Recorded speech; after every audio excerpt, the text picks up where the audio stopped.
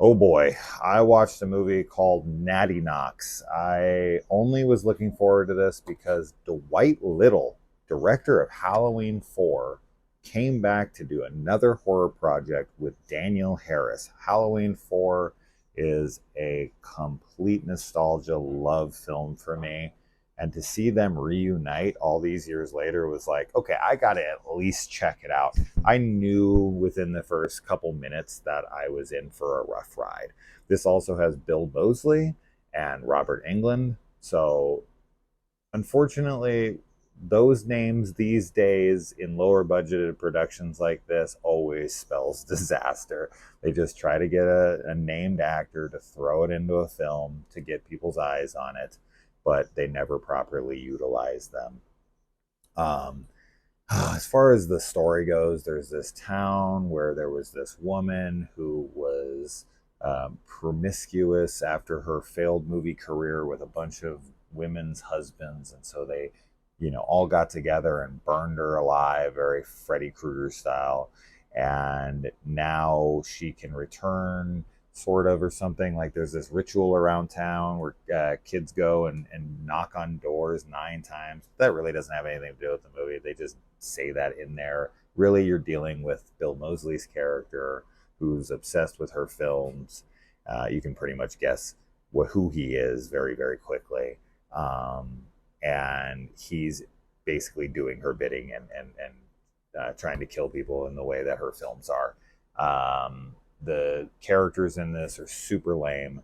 There's homages to Halloween 4 here and there throughout. Definitely one line in particular that is straight out of Halloween 4, but this has none of the atmosphere, none of the charm, none of the characters, right? In Halloween 4, you've got really great characters, you've got really great character moments. The atmosphere is A plus plus. I think the atmosphere in Halloween 4 is absolutely excellent, and I'm not honestly sure what happened with Dwight Little's direction here, but this is bland. It's uninteresting. The characters are super vapid. The story is just ill conceived. There's so many silly moments, so many illogical things. This is a just dreadful watch.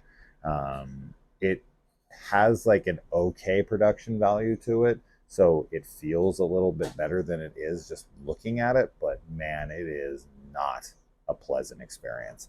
And I was rolling my eyes continuously while watching this. As I said, it shares a good amount of similarities to Halloween 4, and one of those is not quality, unfortunately. Yeah, I honestly, I have very limited things I could possibly say towards this film in a positive light.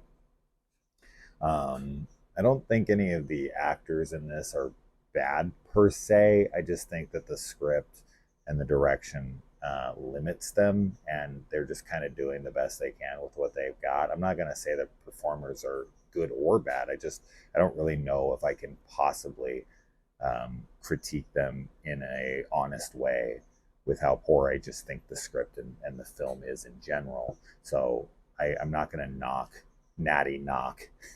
any actor in this movie. But just the characters are super forgettable.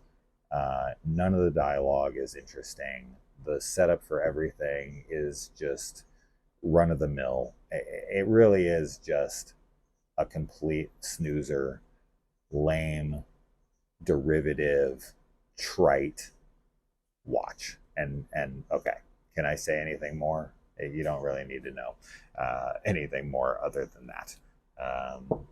That's that. So I man, it's always a shame to watch movies like this and knock them like that because I don't like doing it, but I can only tell you what I thought and how I think most of you will react. If you want to watch this, it is currently on Tubi, but yikes.